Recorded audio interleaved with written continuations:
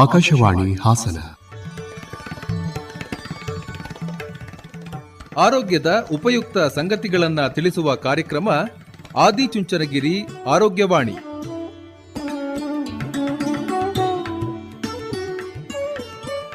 ಕೇಳಿ ಕಾರ್ಯಕ್ರಮ ಆದಿಚುಂಚನಗಿರಿ ಆರೋಗ್ಯವಾಣಿ.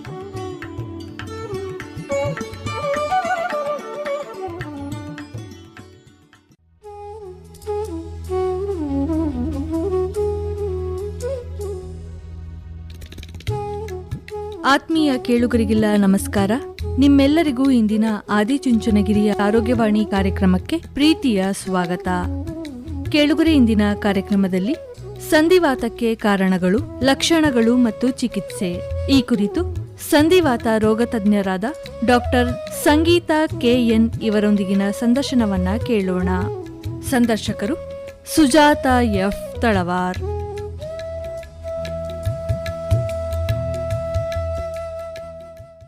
ನಮ್ಮ ಎಲ್ಲ ಪ್ರೀತಿಯ ಕೇಳುಗರಿಗೆ ನಮಸ್ಕಾರ. ಇಂದಿನ ಆದಿಚುಂಚನಗಿರಿ ಆರೋಗ್ಯವಾಣಿ ಕಾರ್ಯಕ್ರಮಕ್ಕೆ ನಿಮ್ಮೆಲ್ಲರಿಗೂ ಸ್ವಾಗತ. ಇವತ್ತಿನ ಕಾರ್ಯಕ್ರಮದಲ್ಲಿ ನಮ್ಮ ಜೊತೆಗಿದ್ದಾರೆ ಸಂಧಿವಾತ ರೋಗ ತಜ್ಞರಾಗಿರುವಂತಹ ಡಾಕ್ಟರ್ ಸಂಗೀತಾ KN ಅವರು. ಮೇಡಮ್ ನಮಸ್ಕಾರ. ನಮಸ್ಕಾರ ಮ್ಯಾಮ್. ಕಾರ್ಯಕ್ರಮಕ್ಕೆ ಸ್ವಾಗತ ತಮಗೆ. Thank you ma'am. ಇವತ್ತಿನ ಕಾರ್ಯಕ್ರಮದಲ್ಲಿ ನಾವು ಸಂಧಿವಾತಕ್ಕೆ ಕಾರಣಗಳು, ಲಕ್ಷಣಗಳು ಮತ್ತೆ ಏನೇನು ಚಿಕಿತ್ಸೆಗಳು ಈಗ ಲಭ್ಯ ಇದೆ ಅನ್ನೋದ್ರ ಕುರಿತಂಗೆ ಮಾಹಿತಿಯನ್ನ ಮಾಡ್ಕೊಳ್ಳೋಣ. ಕಾಲ್ ನೋವು, ಕೈ ನೋವು, ಗಂಟು ನೋವು ಅದೆಲ್ಲ ಬರೋದು ಬಹಳ ಸಹಜ ಅಂತ ನಾವು ಅನ್ಕೊಂಡಿದ್ವಿ. ಆದ್ರೆ ಅದು ಯಾವಾಗ ಸಂಧಿವಾತ ಅಂತ ನೀವು ವೈದ್ಯರು ಅದನ್ನ ನಿರ್ಧಾರ ಮಾಡ್ತೀರಾ? ತುಂಬಾ ಒಳ್ಳೆ ಪ್ರಶ್ನೆ ಕೇಳಿದ್ದೀರಾ ಮೇಡಮ್. ಸೊ ಸಂಧಿವಾತದಲ್ಲೂ ನೋವಿರುತ್ತೆ, ತುಂಬಾ ಹೆಚ್ಚು ಕೆಲಸ ಮಾಡೋರಲ್ಲೂ ಕೈಕಾಲು ನೋವಿರುತ್ತೆ. ಬಟ್ ಕೈಕಾಲು ನೋವು ಅಂದಾಕ್ಷಣ ಅದು ಸಂಧಿವಾತ ಆಗಿರೋದಿಲ್ಲ. ಸೊ ಸಂಧಿವಾತ ಏನಾದ್ರು ಇದ್ರೆ ಅದ್ರ ಲಕ್ಷಣಗಳು ಹೇಗಿರುತ್ತೆ ಅಂತ ಹೇಳಿದ್ರೆ, ಬೆಳಗ್ಗೆ ಎದ್ದ ಮೇಲೆ ಅಥವಾ ಸುಮಾರು ಹೊತ್ತು ರೆಸ್ಟ್ ಮಾಡಿದ್ಮೇಲೆ ಕೀಲ್ಗಳಲ್ಲಿ ನೋವು ಕಾಣಿಸ್ಕೊಳ್ಳುವಂಥದ್ದು, ಬಿಗಿತಾ ಇರುವಂತದ್ದು, ಅದು ತುಂಬಾ ಇಂಪಾರ್ಟೆಂಟ್ ಪಾಯಿಂಟ್. ಅದು ಜೊತೆಗೆ ಕೀಲುಗಳಲ್ಲಿ ಊತನ ನಾವು ಕಾಣಬಹುದು, ಆಬ್ವಿಯಸ್ ಆಗಿ ಕಾಣಿಸ್ತಾ ಇರುತ್ತೆ. ಜೊತೆಗೆ ಕೆಲವು ಕೀಲುಗಳು ಮುಟ್ಟಿದಾಗ ಬಿಸಿ ಇರುತ್ತೆ. ಇದು ಸಂಧಿವಾತ ಇರುವಂತ ಒಂದು ಮೇನ್ ಲಕ್ಷಣ. ಅಂದ್ರೆ ಆರ್ಥರೈಟಿಸ್ ಅಂತ ನಾವೇನ್ ಕರಿತೀವಿ, ಜಾಯಿಂಟ್ ಪೇನ್ ಅನ್ನೋದು ಕೀಲು ನೋವು, ಆರ್ಥರೈಟಿಸ್ ಅನ್ನೋದು ಸಂಧಿವಾತ. ಸೊ ಇದೆರಡನ್ನ ಮೊದಲು ಅದನ್ನ ಐಡೆಂಟಿಫೈ ಮಾಡೋದು ತುಂಬಾ ಇಂಪಾರ್ಟೆಂಟ್ ಆಗುತ್ತೆ. ಮತ್ತೆ ಇದು ರೆಸ್ಟ್ ತಗೊಂಡ್ಮೇಲೆ ಹೆಚ್ಚಿದ್ದು ಕೆಲಸ ಮಾಡಕ್ ಶುರು ಮಾಡಾದ್ಮೇಲೆ ಅಥವಾ ಆ ಸ್ಪೆಸಿಫಿಕ್ ಕೀಲು ನಾವು ಮೂವ್ ಮಾಡಕ್ ಸ್ಟಾರ್ಟ್ ಮಾಡಾದ್ಮೇಲೆ ನೋವು ಕಡಿಮೆ ಆಗುವಂಥದ್ದು. ಮತ್ತೆ ಇನ್ನೊಂದು ಏನು ಅಂತ ಹೇಳಿದ್ರೆ, ಬಿಸಿನೀರಲ್ಲಿ ಕೈ ಅಥವಾ ಕಾಲುಗಳನ್ನ ಇಟ್ಕೊಂಡ್ಮೇಲೆ ನೋವು ಸ್ವಲ್ಪ ಕಡಿಮೆ ಆಗುವಂಥದ್ದು. ಮತ್ತೆ ಜನರಲಿ ಪೇನ್ ಕಿಲ್ಲರ್ಸ್ ಎಲ್ಲ ಸಿಗುತ್ತಲ್ಲ, ಅದನ್ನ ತಗೊಂಡ್ ಮೇಲೇನು ನೋವು ಕಡಿಮೆ ಆಗುವಂಥದ್ದು. ಅದ್ರದ್ದು ಕೆಲಸ ಆಲ್ಮೋಸ್ಟ್ 8 ರಿಂದ 10 ಗಂಟೆ ಕಾಲ ಇದ್ರೆ 8-10 ಗಂಟೆ ಕಾಲ ಕಳೆದ ನಂತರ ಪುನಃ ನೋವು ಕಾಣಿಸ್ಕೊಳ್ಳುವಂಥದ್ದು. ಸೊ ಇದು ಹೆಂಗಸರಲ್ಲೇನೆ ಹೆಚ್ಚಾಗಿ ಕಾಣಿಸ್ಕೊಳ್ಳುತ್ತೆ. ಅಂದ್ರೆ 9 ರೋಗಗಳಲ್ಲಿ ಸಂಧಿವಾತ ಇರುವಂತದ್ದು ಅದು 9 ಪಟ್ಟು ಹೆಂಗಸರಲ್ಲಿ ಕಾಣುತ್ತೆ. ಬಟ್ ರುಮಟಾಯ್ಡ್ ಆರ್ಥರೈಟಿಸ್ ಅನ್ನುವಂತ ಕಾಯಿಲೆನಲ್ಲಿರುವಂತ ಸಂಧಿವಾತ ಅಥವಾ ಆರ್ಥರೈಟಿಸ್ ಅದು 4 ಪಟ್ಟು, ಅಂದ್ರೆ ಒಬ್ಬ ಗಂಡಸಿಗೆ ಬಂದ್ರೆ 4 ಜನ ಹೆಣ್ಮಕ್ಳಲ್ಲಿ ಕಾಣಿಸ್ಕೊಳ್ಬಹುದು. ಏನ್ ಕಾರಣ ಇರ್ಬೋದು ಇದು? ಹೆಣ್ಣು ಮಕ್ಕಳಿಗೆ ಮಾತ್ರ ಯಾಕೆ ಹಿಂಗೆ ಪಾರ್ಶಾಲಿಟಿ? ರೋಗದಲ್ಲಿನೂ ಪಾರ್ಶಾಲಿಟಿ ಇದೆಯಲ್ಲ ಮೇಡಮ್? ಹೌದು, ರೋಗದಲ್ಲೂ ಪಾರ್ಶಾಲಿಟಿ ಯಾಕೆ ಅಂತ ಹೇಳಿದ್ರೆ, ನಾವು ಹೆಣ್ಮಕ್ಳಲ್ಲಿ XX ಕ್ರೋಮೋಸೋಮ್ಸ್ ಅಂತ ಇದೆ ಮೇಡಮ್. 2 X ಕ್ರೋಮೋಸೋಮ್ಸ್ ಅಂತ ಇರುತ್ತೆ. ಗಂಡಸರಲ್ಲಿ XY ಅಂತ ಕ್ರೋಮೋಸೋಮ್ ಇರುತ್ತೆ. ಒಂದು extra limb of X chromosome ಅಂತ ನಾವೇನ್ ಕರಿತೀವಿ, ಆ ಲಿಂಬ್ ಏನಿದೆ, ಆ ಸ್ಮಾಲ್ ಸೆಗ್ಮೆಂಟ್ ಅದು ಹೆಚ್ಚಾಗಿ ಆಂಟಿಬಾಡಿ ಪ್ರೊಡಕ್ಷನ್ ಅಲ್ಲಿ ಹೆಲ್ಪ್ ಮಾಡುತ್ತೆ.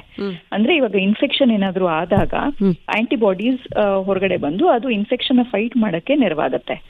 ಅಂದ್ರೆ ಸಂಧಿವಾತಕ್ಕೆ ಸಂಬಂಧಪಟ್ಟಾಗ ನಾನು ಹೇಳ್ತಲ್ಲ, ಇನ್ಫೆಕ್ಷನ್ ಫೈಟ್ ಮಾಡುವಂತ ಕೆಪಾಸಿಟಿ ಹೆಣ್ಮಕ್ಳಲ್ಲೇ ಹೆಚ್ಚಿರುತ್ತೆ. ಅದಕ್ಕೂ ಇದೇ ಕಾರಣ, ಹೆಚ್ಚಾಗಿ ಆಂಟಿಬಾಡಿ ಪ್ರೊಡಕ್ಷನ್ ಇರುತ್ತೆ.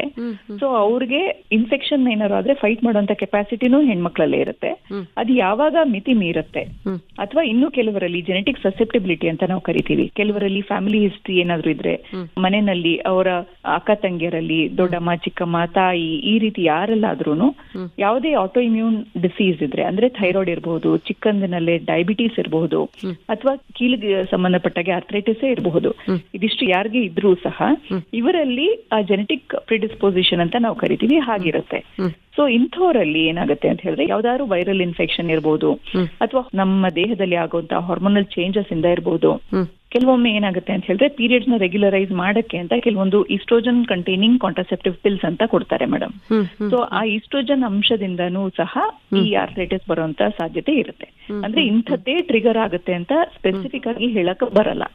It can be infection, it can be hormones, ಅಥವಾ ಸ್ಟ್ರೆಸ್ ಇರ್ಬೋದು, ಸ್ಮೋಕಿಂಗ್ ಇರ್ಬೋದು, ಅಥವಾ ನಮ್ಮ ಜೀವನ ಶೈಲಿ, ಇದಿಷ್ಟಲ್ಲಿ ಯಾವ್ದು ಬೇಕಾದ್ರೂ ಅದನ್ನ ಟ್ರಿಗರ್ ಮಾಡಬಹುದು. ಸೊ ಈ ಹೆಣ್ಮಕ್ಳಲ್ಲಿ ಈ extra limb of X chromosome ಇರೋದ್ರಿಂದ ಆಂಟಿಬಾಡಿ ಪ್ರೊಡಕ್ಷನ್ ಸ್ವಲ್ಪ ಹೆಚ್ಚಿರುತ್ತೆ. ಸೊ ಅದರಿಂದ ಈ ಆಟೋಇಮ್ಯೂನ್ ಡಿಸೀಸಸ್ ಎಲ್ಲ ಹೆಣ್ಮಕ್ಳಲ್ಲೇ ಹೆಚ್ಚಾಗಿ ನಾವು ಕಾಣ್ಬೋದು. ಮತ್ತೆ ಇನ್ನೊಂದು ಈ ಹಾರ್ಮೋನಲ್ ಚೇಂಜಸ್ ಏನಿದೆ, ಒಂದು ಋತುಮತಿ ಆದಾಗ ಆಗುವಂತ ಹಾರ್ಮೋನಲ್ ಚೇಂಜಸ್, ಪ್ರೆಗ್ನೆನ್ಸಿ ಆದಾಗ, ಡೆಲಿವರಿ ಆದ ನಂತರ ಅಥವಾ ಮುಟ್ಟು ನಿಂತ ನಂತರ, ಸೊ ಈ 4 ಫೇಸಸ್ ಅಲ್ಲಿ ತುಂಬಾ ಹಾರ್ಮೋನಲ್ ಚೇಂಜಸ್ ಆಗುತ್ತೆ ನಮ್ಮ ದೇಹದಲ್ಲಿ. ಅದರಿಂದ ಈ ಆಟೋಇಮ್ಯೂನ್ ಡಿಸೀಸಸ್ ಅಥವಾ ಸಂಧಿವಾತ ಪರ್ಸೆ ನಾವು ಕರಿತೀವಿ, ಅದು ಸಹ ಈ ವಯಸ್ಸಿನ ಜನರಲ್ಲಿ ಹೆಚ್ಚಾಗಿ ನಾವು ಕಾಣಬಹುದು. ಇದು ಇತ್ತೀಚೆಗೆ ಜಾಸ್ತಿ ಆಗಿದೆ ಅಂತಾರಲ್ಲ, ಅದು ನಿಜಾನಾ? ವೈದ್ಯರಾಗಿ ಏನ್ ಹೇಳ್ತೀರಾ? ಇತ್ತೀಚೆಗೆ ಅರಿವು ಜಾಸ್ತಿ ಆಗಿದೆ, ಅದರಿಂದ ಪಿಕಪ್ ಮಾಡುವಂತ ರೇಟ್ ಸ್ವಲ್ಪ ಜಾಸ್ತಿ ಆಗಿದೆ ಅಷ್ಟೇ ಮೇಡಮ್. ಇತ್ತೀಚಿನ ದಿನಗಳಲ್ಲಿ ನಾವು ರೋಗಿಗಳನ್ನ ನೋಡ್ತೀವಲ್ಲ, ಸೊ ಅವರಲ್ಲಿ ನಾವು ಡಿಫಾರ್ಮಿಟಿ ಅನ್ನೋದು, ಅಂದ್ರೆ ತುಂಬಾ ಕೈ ಬೆರಳುಗಳು, ಕಾಲ್ ಬೆರಳುಗಳು ಸೊಟ್ಟಪಟ್ಟ ಆಗೋದನ್ನ ನಾವು ಹೆಚ್ಚಾಗಿ ಕಾಣಲ್ಲ. ತುಂಬಾ ಹಿಂದೆ ಡಿಟೆಕ್ಟ್ ಆಗಿರೋಂತ ಪೇಷಂಟ್ಸ್ ಅಲ್ಲಿ ಕೈ ಕಾಲುಗಳು ಡಿಫಾರ್ಮಿಟಿ ಆಗೋದು, ಅದನ್ನೇ ನಾವು ಹೆಚ್ಚಾಗಿ ನೋಡ್ತೀವಿ. ಅಂದ್ರೆ ಹಿಂದೆ ಅದು ಐಡೆಂಟಿಫೈ ಮಾಡೋದೇ ಒಂದು ದೊಡ್ಡ ಸಮಸ್ಯೆ ಆಗಿತ್ತು. ಇವಾಗ ಈ ವಿಜ್ಞಾನ ಮತ್ತೆ ಇದನ್ನ ಐಡೆಂಟಿಫೈ ಮಾಡೋಂತ ವ್ಯವಸ್ಥೆ ಏನಿದೆ, ಅದು ಸ್ವಲ್ಪ ಅಡ್ವಾನ್ಸ್ ಆಗಿರೋದ್ರಿಂದ ನಾವು ಬೇಗ ಐಡೆಂಟಿಫೈ ಮಾಡಿ ಬೇಗ ಔಷಧಿನ ಶುರು ಮಾಡಕ್ಕೆ ಸಾಧ್ಯ ಆಗ್ತಿದೆ. ಆದ ಕಾರಣ ಡಿಫಾರ್ಮಿಟೀಸ್ ಕಡಿಮೆ, ಮತ್ತೆ ಪಿಕಪ್ ರೇಟ್ ಸ್ವಲ್ಪ ಜಾಸ್ತಿ. ಸೊ ಅದು ಎಲ್ಲರಿಗೂ ಅಂತ ಹೇಗ್ ಅನ್ಸುತ್ತೆ ಅಂತ ಹೇಳಿದ್ರೆ, ಅದು ಈ ನಡುವೆ ಜಾಸ್ತಿ ಆಗ್ಬಿಟ್ಟಿದೆ ಅಂತ ಅನ್ನೋ ಹಾಗೆ. ಬಟ್ ಮೊದ್ಲಿಂದನೂ ಇದ್ದಿದ್ದೆ, ಬಟ್ ಈ ನಡುವೆ ನಾವು ಪಿಕಪ್ ಮಾಡೋದು ಸ್ವಲ್ಪ ಬೇಗ ಪಿಕಪ್ ಮಾಡ್ತಾ ಇದೀವಿ ಮ್ಯಾಮ್. ಮೇಡಮ್, ಇದು ಒಂದ್ ಸರ್ತಿ ಕಾಣಿಸ್ಕೊಂಡ ನಂತರ, ಅಂದ್ರೆ ಮೂಳೆ ಸವಿತ, ಅಂದ್ರೆ ಮಂಡಿಗೆ ಸಂಬಂಧಪಟ್ಟ ಹಾಗೆ ಮಾತಾಡೋದಾದ್ರೆ, ಮೂಳೆ ಸವಿತ ಯಾವಾಗ ಶುರುವಾಗುತ್ತೋ ಅವಾಗ ಕಾಣಿಸ್ಕೊಳ್ತಾ ಇತ್ತು. ಆದ್ರೆ 20 ವರ್ಷ 25 ವರ್ಷದ ಮಕ್ಕಳಿಗೆಲ್ಲ ಶುರುವಾಗ್ಬಿಡ್ತಿದೆ ಅಂತ ಹೇಳ್ತಾರಲ್ಲ ಮೇಡಮ್? ಮೊದ್ಲಿಂದಾನು ಮಕ್ಳಿರ್ಬೋದು, ವಯಸ್ಕರಲ್ಲಿ ಇರ್ಬೋದು, ಅಥವಾ ತುಂಬಾ ವಯಸ್ಸಾದವರಲ್ಲಿ ಇರ್ಬೋದು, ಆರ್ಥ್ರೈಟಿಸ್ ಅನ್ನೋದು ಯಾವ ಏಜ್ ಅಲ್ಲಿ ಬೇಕಾದ್ರೂ ಕಾಣಿಸ್ಕೊಳ್ಬಹುದು. ಇವಾಗ ನೀವು ಹೇಳ್ದಾಗೆ ಮಂಡಿ ಮೂಳೆ ಸವಿಯೋದು ಅದೇ ಡಿಫ್ರೆಂಟ್, ಅದು ಬೇರೆ ಟೇರ್ಗೆ ಸಂಬಂಧಪಟ್ಟಿದ ಆರ್ಥ್ರೈಟಿಸ್. ಅಂದ್ರೆ ಆ ಸ್ಪೆಸಿಫಿಕ್ ಜಾಯಿಂಟ್ ಅನ್ನ ಹೆಚ್ಚಾಗಿ ಉಪಯೋಗಿಸಿ ಆಗಿರುವಂತ ಸವೆತ ಅದು, ಆಯ್ತಾ? ಸೊ ಅದು ಎಲ್ಲರಲ್ಲೂ ಆಗುತ್ತೆ, ಅದು it is a part of ageing. ಈಗ ಮಂಡಿ ನೋವುನು ಆಗುತ್ತೆ, ಮಂಡಿ ನೋವಿಗೇನು ಮತ್ತೆ ಈ ಸಂಧಿವಾತ ಅಂತ ಹೇಳ್ಬೋದು ಅಂತ ಅನ್ಸುತ್ತೆ. ಅಂದ್ರೆ ಸಂಧಿವಾತದಲ್ಲಿ ಮಂಡಿ ಸಹ ಇನ್ವಾಲ್ವ್ ಆಗ್ಬಹುದು, ಬಟ್ ಮಂಡಿ ನೋವಿದೆ ಅಂತ ಅಂದ್ ಮಾತ್ರಕ್ಕೆ ಅದು ಸಂಧಿವಾತ ಅಲ್ಲ. ಸಂಧಿವಾತ ಇರ್ಬೇಕು ಅಂತ ಹೇಳಿದ್ರೆ ಅಟ್ಲೀಸ್ಟ್ ಒಂದ್ ಸ್ಮಾಲ್ ಜಾಯಿಂಟ್, ಅಂದ್ರೆ ಕೈ ಬೆರಳು ಅಥವಾ ಕಾಲ್ ಬೆರಳುಗಳಲ್ಲಿ ಸ್ಮಾಲ್ ಜಾಯಿಂಟ್ ಅಂತ ನಾವು ಕರಿತೀವಿ ಮೇಡಮ್, ಆಯ್ತಾ? ಸೊ ಅದರಲ್ಲಿ ಅಟ್ಲೀಸ್ಟ್ ಒಂದು ಸ್ಮಾಲ್ ಜಾಯಿಂಟ್ ಇನ್ವಾಲ್ವ್ಮೆಂಟ್ ಇದ್ದೇ ಇರುತ್ತೆ. ಅಂಡ್ ಅದ್ರ ಜೊತೆಗೆ ಬೇರೆ ಕೀಲುಗಳು, ದೊಡ್ಡ ಕೀಲುಗಳು, ಮಂಡಿ ಇರ್ಬೋದು, ಹಿಮ್ಮಡಿ ಇರ್ಬೋದು, ಮೊಣಗ ಇರ್ಬೋದು, ಅದು ಯಾವ್ದು ಬೇಕಾದ್ರೂ ಇನ್ವಾಲ್ವ್ಮೆಂಟ್ ಆಗಬಹುದು. ಬಟ್ ಬರೀ ಮಂಡಿ ಮಾತ್ರ ಇನ್ವಾಲ್ವ್ಮೆಂಟ್ ಆಗಿದೆ ಅಂತ ಹೇಳಿದ್ರೆ ಅದು ಸಂಧಿವಾತ ಇರ್ಲಿಕ್ಕಿಲ್ಲ. ನೋಡಿ ನಾವು ಅದನ್ನ ಐಡೆಂಟಿಫೈ ಮಾಡ್ಬೇಕಾಗತ್ತೆ. ಎಷ್ಟೋ ಬಾರಿ ಈ ನಮ್ಮ ಹಳ್ಳಿಗಳಲ್ಲಿ ತುಂಬಾ ಶ್ರಮ ಪಟ್ಟು ಕೆಲಸ ಮಾಡ್ತಾರೆ. ಹೆಚ್ಚಾಗಿ ಕೆಲಸ ಮಾಡುವಂತ ಜನರಲ್ಲಿ ಆ ನೋವಿನ ಅಂಶ ಸ್ವಲ್ಪ ಕಡಿಮೆ ಇರುತ್ತೆ. ಸೊ ಅವ್ರಿಗೆ ಯಾವಾಗ ತುಂಬಾ ಜಾಸ್ತಿ ಆಗ್ಬಿಡುತ್ತೋ ಆರ್ಥ್ರೈಟಿಸ್, ಅವಾಗ ಡಾಕ್ಟರ್ ಹತ್ರ ಬರ್ತಾರೆ. ಯಾಕೆ ಅಂತ ಹೇಳಿದ್ರೆ ಕೆಲಸ ಮಾಡ್ತಾ ಮಾಡ್ತಾ ಆಕ್ಚುಲಿ ನೋವಿನ ಪ್ರಮಾಣ ಸ್ವಲ್ಪ ಕಡಿಮೆ ಆಗ್ಬಿಡುತ್ತೆ. ಸೊ ನೋವು ಕಡಿಮೆ ಮಾಡಕ್ಕೆ ನಾವು ಜಾಯಿಂಟ್ ಪೇನ್ಸ್ ಅಥವಾ ಆರ್ಥ್ರೈಟಿಸ್ ಇರುವಂತ ಪೇಷಂಟ್ಸ್ಗೆ ಯಾರಿಗೂ ರೆಸ್ಟ್ ಅಲ್ಲಿ ಇರಿ ಅಂತ ಹೇಳೋದೇ ಇಲ್ಲ. ನಿಮ್ ಕೈಲಿ ಏನೇನ್ ಸಾಧ್ಯ ಆಗುತ್ತೋ ಅದೆಲ್ಲ ಕೆಲಸ ಮಾಡಿ ಅಂತ ಹೇಳ್ತೀವಿ. ಐಡಿಯಾ ಇಷ್ಟೇ, ಅವರು ಎಷ್ಟು ಆಕ್ಟಿವ್ ಆಗಿ ಜಾಯಿಂಟ್ಸ್ ನ ಇಟ್ಕೊಳ್ತಾರೋ ಅಷ್ಟು ಚೆನ್ನಾಗಿರುತ್ತೆ ಅವ್ರ ಕೀಲ್ಗಳು. ಈಗ ನೋವು ಬಂತು ಆರಾಮಾಗಿ ಮಲ್ಕೊಂಡ್ಬಿಡೋಣ ಅಂದ್ರೆ ತಪ್ಪು. ಹೌದು. ಯಾರೇ ಆದ್ರೂ ಆರ್ಥ್ರೈಟಿಸ್ ಇರುವಂತ ಪೇಷಂಟ್ಸ್ ಆ ಜಾಯಿಂಟ್ಸ್ ನ ಆಕ್ಟಿವ್ ಆಗಿ ಇಟ್ಕೊಳ್ಬೇಕು. ಅದರಂತ ಹೆಚ್ಚಾಗಿ ಎಕ್ಸರ್ಸೈಸ್ ಮಾಡ್ಬೇಕು ಅಂತ ಅಲ್ಲ, ಎಕ್ಸರ್ಸೈಸ್ ಅಥವಾ ಹೆಚ್ಚಿನ ಶ್ರಮ ಪಟ್ಟು ಮಾಡುವಂತ ಕೆಲಸಗಳನ್ನ ಅವಾಯ್ಡ್ ಮಾಡ್ಬೇಕು. ಬಟ್ ಆ ಸ್ಪೆಸಿಫಿಕ್ ಜಾಯಿಂಟ್ ನ ಮೂವ್ಮೆಂಟ್ ಅಲ್ಲಿ ಇಟ್ಕೊಳ್ಬೇಕು, ಅದು ತುಂಬಾ ಇಂಪಾರ್ಟೆಂಟ್ ಆಗುತ್ತೆ. ಸೊ ಕಂಪ್ಲೀಟ್ ಬೆಡ್ ರೆಸ್ಟ್ ನಾವ್ ಯಾರಿಗೂ ಅಡ್ವೈಸ್ ಮಾಡಲ್ಲ ಮೇಡಮ್. ಈಗ ನಮ್ಮ ವೈದ್ಯಕೀಯ ವಿಜ್ಞಾನ ಬೆಳೆದ ಹಾಗೆ ಸಾಕಷ್ಟು ಅಂದ್ರೆ ಅಡ್ವಾನ್ಸ್ಡ್ ಟ್ರೀಟ್ಮೆಂಟ್ ಅಂತ ಏನ್ ಹೇಳ್ತೀರಿ, ಚಿಕಿತ್ಸೆ ವಿಧಾನಗಳು ಸಹ ಬದಲಾಗಿದೆ. ಮೊದಲು ಬರೀ ನೋವು ನಿವಾರಕಗಳನ್ನ ಕೊಟ್ಟು. ನನ್ಗೆ ಇನ್ನೊಂದು ಪ್ರಶ್ನೆ, ಇದು ಒಂದ್ ಸರ್ತಿ ಬಂದ್ರೆ ಇದು ಜೀವನ ಪೂರ್ತಿ ಮ್ಯಾನೇಜ್ ಮಾಡಕ್ಕೆ ಇರುವಂತ ಕಾಯಿಲೆನಾ, ಅಥವಾ ಇದನ್ನ ಪೂರ್ತಿ ಕ್ಯೂರ್ ಮಾಡ್ಬೋದಾ? ಕ್ಯೂರ್ ಮಾಡಕ್ ಆಗಲ್ಲ. ಈ ಪ್ರಶ್ನೆ ಆಲ್ಮೋಸ್ಟ್ ಎಲ್ಲ ಪೇಷಂಟ್ಸ್ ನಮ್ಮ ಹತ್ರ ಕೇಳ್ತಾರೆ ಮೇಡಮ್. ಸೊ ಕ್ಯೂರ್ ಮಾಡಕ್ ಆಗಲ್ಲ, ಬಟ್ ಇಟ್ ಇಸ್ ಟ್ರೀಟಬಲ್. ಮೊದ್ಲಿನ ಹಾಗೆ ಕೆಲವಷ್ಟೇ ಮಾತ್ರೆಗಳಿಲ್ಲ ಇವಾಗ. ಮೊದಲು ಬರೀ ನೋವು ನಿವಾರಕ ಔಷಧಿ ಅಂತ ನೀವೇನ್ ಹೇಳಿದ್ರೆ ಅದ್ರ ಜೊತೆಗೆ ಸ್ಟೀರಾಯ್ಡ್ಸ್ ಮಾತ್ರ ಇತ್ತು. ಈಗ ಇಮ್ಯುನೋ ಮಾಡ್ಯುಲೇಟರ್ಸ್ ಅಂತ ಕೆಲವೊಂದು ಔಷಧಿ ಇದೆ. ಅದು ಎಲ್ಲಾರ್ಗು ಒಂದೇ ತರದ ಮಾತ್ರೆ ನಾವು ಕೊಡ್ಲಿಕ್ಕೆ ಆಗಲ್ಲ. ಅವರು ಪ್ರೆಗ್ನೆನ್ಸಿ ಪ್ಲಾನ್ ಮಾಡ್ತಾ ಇದಾರಾ ಇಲ್ವಾ, ಅಥವಾ ಈ ಒಂದು ಪರ್ಟಿಕ್ಯುಲರ್ ಮಾತ್ರೆ ಸೆಟ್ ಆಗ್ತಾ ಇದೆಯಾ ಇಲ್ವಾ, ಅದರಿಂದ ಏನಾದ್ರು ಬೇರೆ ಸಮಸ್ಯೆಗಳಾಗ್ತಾ ಇದೆಯಾ, ಲೂಸ್ ಮೋಷನ್ಸ್ ಏನಾದ್ರು ಆಗ್ತಾ ಇದೆಯಾ, ಬೇರೆ ಸೈಡ್ ಎಫೆಕ್ಟ್ ಏನಾದ್ರು ಆಗ್ತಾ ಇದೆಯಾ, ಮತ್ತೆ ಲಂಗ್ಸ್ ಇನ್ವಾಲ್ವ್ಮೆಂಟ್ ಏನಾದ್ರು ಆಗಿದೆಯಾ, ಶ್ವಾಸಕೋಶದ ಇನ್ವಾಲ್ವ್ಮೆಂಟ್ ಇದ್ರೆ ಕೆಲವೊಂದು ಮಾತ್ರೆಗಳನ್ನ ನಾವು ಅವಾಯ್ಡ್ ಮಾಡಬೇಕು. ಸೊ ಹಾಗಾಗಿ ಎಷ್ಟೋ ತರದ ಔಷಧಿಗಳಿದೆ.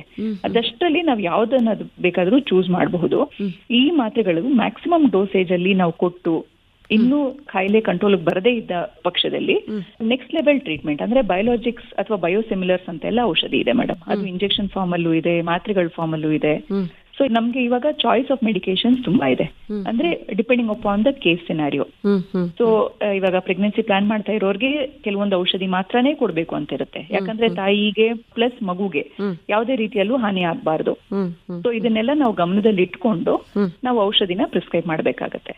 ಸೊ ಹಾಗೆ ಡೆಲಿವರಿ ಆದ ನಂತರ ಮೊದಲನಾಗೆ ಇವಾಗ ಪ್ರೀ ಪ್ರೆಗ್ನೆಂಟ್ ಸ್ಟೇಟ್ ಅಲ್ಲಿ ಯಾವ ಔಷಧಿ ಕೊಡ್ತೀವಿ ಅದನ್ನ ನಾವು ಕಂಟಿನ್ಯೂ ಮಾಡಬಹುದು. ಹಾಗೆ ಕೆಲವರಲ್ಲಿ ಕಿಡ್ನಿ ಇನ್ವಾಲ್ವ್ಮೆಂಟ್ ಏನಾದ್ರು ಆಗಿರುತ್ತೆ, ತುಂಬಾ ವರ್ಷಗಳ ಗಟ್ಟಲೆ ಅವರು ಪೇನ್ ಕಿಲ್ಲರ್ಸ್ ತಗೊಂಡಿರ್ತಾರೆ. ಸೊ ಅದರಿಂದ ಅವ್ರಿಗೆ ಕಿಡ್ನಿ ಸಮಸ್ಯೆ ಏನಾದ್ರು ಬಂದಿದ್ರೆ ಅಥವಾ ಡಯಾಬಿಟೀಸ್ ಅಥವಾ ಬೇರೆ ಕಾಯಿಲೆಗಳಿಂದ ಕಿಡ್ನಿ ಸಮಸ್ಯೆ ಏನಾದ್ರು ಇದ್ರೆ ನಾವು ಚೂಸ್ ಮಾಡುವಂತ ಔಷಧಿನೇ ಬೇರೆ ಇರುತ್ತೆ. ಪೇನ್ ಕಿಲ್ಲರ್ ಆಗ್ಲಿ, ಆರ್ಥ್ರೈಟಿಸ್ ಕಂಟ್ರೋಲ್ ಮಾಡಕ್ಕಿರುವಂತ ಮಾತ್ರೆಗಳಾಗ್ಲಿ ನಮ್ ಚಾಯ್ಸೇ ಬೇರೆ ಇರುತ್ತೆ. ಸೊ ಪ್ರತಿ ಪೇಷಂಟ್ಗೂ ಒಂದೇ ಟ್ರೀಟ್ಮೆಂಟ್ ಎಲ್ಲ ಮಾತ್ರೆಗಳು ಇರೋದಿಲ್ಲ. ವೈದ್ಯರನ್ನ ಕಂಡು ಇದು ಸಂಧಿವಾತನ ಅಥವಾ ಬೇರೆನಾ ಅಂತ ಟೆಸ್ಟ್ ಮಾಡಿಸ್ಕೊಳ್ಳೋದು ಬಹಳ ಉತ್ತಮ ಆಯ್ಕೆ ಅಂತ. ಮೇಡಮ್, ಇದಕ್ಕೆ ಏನೇನ್ ಕಾರಣಗಳಿರ್ಬೋದು? ಒಂದು, ನೀವು ವಂಶವಾಹಿನಲ್ಲೇನೆ ಬರ್ಬೋದು ಅಂತ ಹೇಳಿದ್ರಿ, ಬಂದೇ ಬರುತ್ತಾ? ಅದನ್ನ ಬಿಟ್ರೆ ಬೇರೆ ಏನ್ ಕಾರಣಗಳಿರುತ್ತೆ? ಅದು ಬಿಟ್ರೆ ಮೇಡಮ್, ಒಂದು ನಾನು ಆಲ್ರೆಡಿ ಹೇಳ್ದ ಹಾಗೆ ಹಾರ್ಮೋನಲ್ ಪಿಲ್ಸ್, ಅದಲ್ಲದೆ ಯಾವುದೇ ವೈರಲ್ ಇನ್ಫೆಕ್ಷನ್ ಏನಾದ್ರೂ ಆದ್ರೆ ಅದೇ ಒಂದು ಟ್ರಿಗರ್ ಆಗಿರಬಹುದು. ಕೆಲವೊಮ್ಮೆ ಸ್ಟ್ರೆಸ್, ನಮ್ಮ ಜೀವನ ಶೈಲಿ ತುಂಬಾ ಫಾಸ್ಟ್ ಫುಡ್, ಇವಾಗಿನ ಯೂತ್ ಎಲ್ಲ they are into fast food. So ಅದನ್ನ ಆದಷ್ಟು ಅವಾಯ್ಡ್ ಮಾಡಬೇಕು. ಹೆಲ್ದಿ ಲೈಫ್ ಸ್ಟೈಲ್ ತುಂಬಾ ಇಂಪಾರ್ಟೆಂಟ್ ಆಗುತ್ತೆ. ಸೊ ನಿಯಮಿತವಾಗಿ ಎಕ್ಸರ್ಸೈಸಸ್ ತುಂಬಾ ಇಂಪಾರ್ಟೆಂಟ್ ಆಗುತ್ತೆ. ಬ್ಯಾಲೆನ್ಸ್ ಡಯಟ್ ತುಂಬಾ ಇಂಪಾರ್ಟೆಂಟ್. ಮತ್ತೆ ಸ್ಮೋಕಿಂಗ್, ಅವರೇ ಸ್ಮೋಕ್ ಮಾಡ್ಬೇಕು ಅಂತ ಇಲ್ಲ, ಬೇರೆಯವ್ರು ಸ್ಮೋಕ್ ಮಾಡ್ತಿರುವಾಗ ಅವರಲ್ಲಿ ಇದ್ರೂ ಆ ಫ್ಯೂಮ್ಸ್ ಇಂದನೂ ಇವ್ರಿಗೆ ಎಫೆಕ್ಟ್ ಆಗೋ ಸಾಧ್ಯತೆ ಇರುತ್ತೆ. ಆದ ಕಾರಣ ನಾವು ಸ್ಮೋಕಿಂಗ್ ಇಂದನೂ ಬಹಳಷ್ಟು ಸಮಸ್ಯೆಗಳು ಬರಬಹುದು. ಹೌದು, ಒಂದು ಆರ್ಥ್ರೈಟಿಸ್ ಬರಕ್ಕೂ ಕಾರಣ ಆಗುತ್ತೆ. ಆರ್ಥ್ರೈಟಿಸ್ ಇರುವಂತ ಪೇಷಂಟ್ಸ್ಗೆ ಆರ್ಥ್ರೈಟಿಸ್ ಮಾತ್ರೆಗಳು ಕೆಲಸ ಮಾಡದೇ ಇರಕ್ಕೂ ಒಂದ್ ಕಾರಣ ಆಗುತ್ತೆ. ಸೊ ಆದ್ರಿಂದ ನಾವೆಲ್ಲ ಪೇಷಂಟ್, ಆರ್ಥ್ರೈಟಿಸ್ ಇರುವಂತ ಯಾವುದೇ ಪೇಷಂಟ್ ಆದ್ರೂ ಸ್ಮೋಕ್ ಮಾಡೋ ಹಾಗಿಲ್ಲ, ಮತ್ತೆ ಸ್ಮೋಕ್ ಯಾರು ಮಾಡ್ತಾ ಇದಾರೋ ಅಲ್ಲಿಗೆ ಹೋಗೋ ಹಾಗಿಲ್ಲ ಅಂತಾನೆ ನಾವು ಇನ್ಸ್ಟ್ರಕ್ಷನ್ಸ್ ಕೊಟ್ಟಿರ್ತೀವಿ ಮೇಡಮ್. ಪ್ರತಿ ಒಂದ್ ಪೇಷಂಟ್ಗೂ ಇದೇ ಕಾರಣದಿಂದ ನಿಮ್ಗೆ ಆರ್ಥ್ರೈಟಿಸ್ ಬಂದಿದೆ ಅಥವಾ ಕೀಲ್ವಾಯು ಬಂದಿದೆ ಅಂತ ಪಿನ್ ಪಾಯಿಂಟ್ ಮಾಡಿ ಹೇಳಲಿಕ್ಕಾಗಲ್ಲ. ಎಷ್ಟೋ ಬಾರಿ ಫ್ಯಾಮಿಲಿ ಹಿಸ್ಟ್ರಿ ಇರೋದೇ ಇಲ್ಲ, ಅಂದ್ರೆ ಎಲ್ಲರೂನು ನನ್ಗೆ ಈ ತರ ಕಾಯಿಲೆ ಇದೆ ಅಂತ ಹೇಳಿರಲ್ಲ ಒಂದು. ಮತ್ತೆ ಇನ್ನೊಂದು, ಫ್ಯಾಮಿಲಿಲಿ ಯಾರಿಗೋ ಇದ್ದು, ಇವಾಗ ನಮ್ಮ ಅಜ್ಜ ಅಥವಾ ಅವರ ತಂದೆ ಅವ್ರಿಗೇನಾದ್ರು ಇದ್ದು ನನ್ಗೇನಾದ್ರು ಬಂದ್ರೆ ನನ್ಗೆ ಅವರಲ್ಲಿ ಬಂದಿತ್ತಾ ಇಲ್ವಾ ಅಂತ ಗೊತ್ತಿರಲ್ಲ. ನನ್ಗೇನ್ ಗೊತ್ತಿರುತ್ತೆ, ನಮ್ ತಂದೆ, ನಮ್ ತಾಯಿ ಮತ್ತೆ ಅವ್ರ ತಂದೆ ತಾಯಿ, ಇಷ್ಟ ಬಿಟ್ರೆ ಅವ್ರ ಹಿರಿಯರ್ ಇತ್ತಾ ಇಲ್ವಾ ಅದ್ ನಮಗ್ ಗೊತ್ತಿರಲ್ಲ. But there will be a strong genetic predisposition. But ಅದೊಂದೇ ಕಾರಣ ಅಂತ ಹೇಳಲಿಕ್ಕೆ ಬರಲ್ಲ. ಈಗ ಗಂಟಲ್ ನೋವು ಇರ್ಬೋದು, ಬೇರೆ ಬೇರೆ ಕೀಲುಗಳಲ್ಲಿ ನೋವು ಬಂದಾಗ ಸ್ವಲ್ಪ ಬೇರೆ ಬೇರೆ ಮನೆಯಲ್ಲೇ ಉಪಚಾರಗಳನ್ನು ಮಾಡ್ಕೊಳ್ಳೋದು, ಪೇನ್ ಕಿಲ್ಲರ್ ತಗೊಳ್ಳೋದು, ಅವ್ರವ್ರೆ ಔಷಧಿಗಳನ್ನು ತಗೊಂಡು ಅದು ಸರಿಸುಮಾರು ಎಷ್ಟು ದಿನಗಳ ಕಾಲ, ಎಷ್ಟು ತಿಂಗಳ ಕಾಲ ಮುಂದುವರೆದ್ರೆ ನೀವು ಅದನ್ನ ಸಂಧಿ ನೋವು ಅಥವಾ ಸಂಧಿವಾತ ಅಂತ ಹೇಗೆ ನಿರ್ಧಾರ ಮಾಡ್ತೀರಾ? ಅಥವಾ ಅದಕ್ಕೆ ವಿಶೇಷವಾಗಿ ಏನಾದ್ರು ಟೆಸ್ಟ್ಗಳಿದೆಯಾ? ಹೌದು, ಅಂದ್ರೆ ಟೆಸ್ಟ್ಗಳೆಲ್ಲ ಬರೀ 5% ಅಥವಾ 10% ಅಷ್ಟೇ ನಮ್ಗೆ ಹೆಲ್ಪ್ ಆಗುತ್ತೆ ಮೇಡಮ್ ಡಯಾಗ್ನೋಸಿಸ್ ಬರ್ಲಿಕ್ಕೆ. ಯಾವುದೇ ಒಂದು ಫೀವರ್, ಇವಾಗ ಕೋವಿಡ್ ಎಲ್ಲ ಬಂದ್ ಹೋಯ್ತು, ಅದಾದ್ಮೇಲೆ ಸುಮಾರು ಜನಕ್ಕೆ ಜಾಯಿಂಟ್ ಪೇನ್ಸ್ ಎಲ್ಲ ಬಂತು. ಎಷ್ಟೋ ಬಾರಿ ವೈರಲ್ ಇನ್ಫೆಕ್ಷನ್ಸ್ ಇಂದ ಬರುವಂತ ಜಾಯಿಂಟ್ ಪೇನ್ ತಂತಾನೆ ಅದು ಕಡಿಮೆ ಆಗ್ಬಿಡುತ್ತೆ. ಕೆಲವರಿಗಷ್ಟೇ ನಾವು ಪೇನ್ ಕಿಲ್ಲರ್ಸ್ ಅಥವಾ ಲೋಡೋಸ್ಟಿರಾಯ್ಡ್ ಕೆಲವು ದಿನಕ್ಕೆ ನಾವು ಕೊಡ್ಬೇಕಾಗತ್ತೆ. ಇನ್ನು ಕೆಲವರಿಗೆ ಯಾವಾಗ ಅದು 6 ವಾರಕ್ಕಿಂತ ಹೆಚ್ಚು ಕಂಟಿನ್ಯೂಸ್ ಆಗಿ ಇದ್ದೇ ಇರುತ್ತೋ ಅವರಂತೂ ವೇಟ್ ಮಾಡೋದು ಬೇಡ. ಅವರು ಆದಷ್ಟು ಬೇಗ ವೈದ್ಯರ ಹತ್ರ ಬಂದು ಅದನ್ನ ತಪಾಸಣೆ ಮಾಡಿಸ್ಕೊಳ್ಳೋದು ಉತ್ತಮ. ಒಂದು 90% of the diagnosis clinical examination ಅಲ್ಲೇನೆ ನಮ್ಗೆ ಗೊತ್ತಾಗುತ್ತೆ. ಅವ್ರದ್ದು ಹಿಸ್ಟ್ರಿ, ಅದು ಹೇಗೆ ಇನ್ಕ್ರೀಸ್ ಆಗ್ತಾ ಇದೆ, ಹೇಗೆ ಶುರು ಆಯ್ತು, ಅದನ್ನೆಲ್ಲ ನಾವು ನೋಟ್ ಮಾಡ್ಕೊಂಡು ಜಾಯಿಂಟ್ ಎಕ್ಸಾಮಿನೇಷನ್ ಅಂತ ನಾವು ಏನ್ ಕರಿತೀವಿ. ಸೊ ಜಾಯಿಂಟ್ ನ ಮುಟ್ಟಿ ನಾವು ಪ್ರೆಸ್ ಮಾಡಿ ನೋಡ್ತೀವಿ, ಯಾವ್ದಾದ್ರು ಒಂದ್ ಕೀಲಲ್ಲಿ ನೀರ್ ತರ ತುಂಬಿಕೊಂಡಿದ್ಯಾ, ಬಿಸಿ ಇದೆಯಾ, ಪೇನ್ ಇದೆಯಾ, ರೆಡ್ನೆಸ್ ಇದೆಯಾ, ಇದನ್ನೆಲ್ಲ ನಾವು ನೋಟ್ ಮಾಡ್ಕೊಂಡು ಅದಾದ ನಂತರ ನಾವು ಡಿಸೈಡ್ ಮಾಡ್ಬೇಕಾಗತ್ತೆ ಯಾವ್ಯಾವ ಟೆಸ್ಟ್ ಬೇಕು ಅಂತ. ಎಷ್ಟೋ ಬಾರಿ ಬೇಸಿಕ್ ಇನ್ವೆಸ್ಟಿಗೇಷನ್ಸ್ ಅಲ್ಲೇನೆ ನಮ್ಗೆ ಡಯಾಗ್ನೋಸಿಸ್ ಗೊತ್ತಾಗ್ಬಿಡತ್ತೆ. ಇನ್ನು ಕೆಲವರಲ್ಲಿ ಏನಾಗುತ್ತೆ ಅಂತ ಹೇಳಿದ್ರೆ ಕೆಲವೊಂದು ರುಮಟಾಯ್ಡ್ ಫ್ಯಾಕ್ಟರ್, ಆಂಟಿ-CCP ಅಂತೆಲ್ಲ ಕೆಲವೊಂದು ಟೆಸ್ಟ್ ಇದೆ, ಅದು ನೆಗೆಟಿವ್ ಇರುತ್ತೆ. ಬಟ್ ರೋಗಿಗೆ ಅಕಸ್ಮಾತ್ ಏನಾದ್ರು ಬೇರೆ ಇನ್ವಾಲ್ವ್ಮೆಂಟ್ ಏನಾದ್ರು ಇತ್ತು ಅಂತ ಹೇಳಿದ್ರೆ ಅದು ಸಹ ನಮ್ಗೆ ಕ್ಲಿನಿಕಲ್ ಎಕ್ಸಾಮಿನೇಷನ್ ಅಲ್ಲೇ ಒಂದು ಐಡಿಯಾ ಇರುತ್ತೆ. ಅದರ ಬೇಸಿಸ್ ಮೇಲೆ ಅಂದ್ರೆ ಚರ್ಮ ಇನ್ವಾಲ್ವ್ಮೆಂಟ್ ಇರಬಹುದು, ಬಿಸಿಲಿಗೆ ಹೋದಾಗ ಚರ್ಮ ಕೆಂಪಾಗ್ತಿರೋದು, ಮುಖ ಕೆಂಪಾಗ್ತಿರೋದು, ತುಂಬಾ ಕೂದುತ್ತಾ ಇರೋದು, ಅಥವಾ ಥಂಡಿಗಾಲದಲ್ಲಿ ಕೈ ಬೆರಳುಗಳು ನೀಲಿ ಬಣ್ಣ ಬರ್ತಾ ಇರೋದು, ಈ ತರ ಯಾವ್ದಾದ್ರು ಒಂದು ಲಕ್ಷಣಗಳಿದ್ರೆ ಅದ್ರ ಬೇಸಿಸ್ ಮೇಲೆ ನಾವು ನೆಕ್ಸ್ಟ್ ಲೆವೆಲ್ ಇನ್ವೆಸ್ಟಿಗೇಷನ್ ಮಾಡಿಸ್ಬೇಕಾಗತ್ತೆ. ಸೊ ಎಲ್ಲಾರ್ಗು ಎಲ್ಲ ಇನ್ವೆಸ್ಟಿಗೇಷನ್ಸ್ ಬೇಕಾಗಲ್ಲ, ಬರೀ ಕೀಲ್ ಮಾತ್ರ ಇನ್ವಾಲ್ವ್ಮೆಂಟ್ ಇದ್ರೆ ಅವರಿಗೆ ಬೇಸಿಕ್ ಇನ್ವೆಸ್ಟಿಗೇಷನ್ಸ್ ಅಲ್ಲೇನೆ ನಮ್ಗೆ ಗೊತ್ತಾಗ್ಬಿಡುತ್ತೆ ಮೇಡಮ್.